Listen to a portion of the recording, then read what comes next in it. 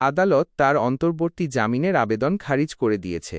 আদালত তার রায়ে স্পষ্ট করে বলেছে যে বাকস্বাধীনতা সীমাহীন নয় এবং এটি কাউকে ধর্মীয় অনুভূতিতে আঘাত করার অনুমতি দেয় না। দেশের বৈচিত্র্যের প্রেক্ষাপটে আদালত উল্লেখ করেছে যে শর্মিষ্ঠার মন্তব্য সমাজের একটি অংশের ধর্মীয় অনুভূতিতে আঘাত করেছে। এই রায় ধর্মীয় সংবেদনশীলতা এবং বাকস্বাধীনতার মধ্যে ভারসাম্য বজায় রাখার ক্ষেত্রে আদালতের কঠোর অবস্থানের উদাহরণ।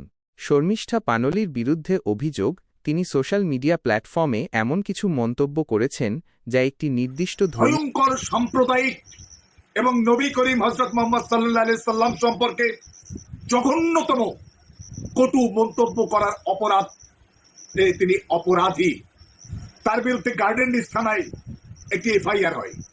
এফআইআর করেছে ওয়াজেদ খান, গার্ডেন রিচের বাসিন্দা, এবং তার ভিত্তিতে এবং সেই যে এফআইআর 136 নম্বর কেস ডেটেড 15/5/2025, তার বিরুদ্ধে যে অভিযোগ ভারতীয় ন্যায় সংহিতার 196 এর 1 299, 352 এবং 353 1 ভারতীয় ন্যায় সংহিতার এই বিভিন্ন ধারায় তার বিরুদ্ধে এফআইআর হয়।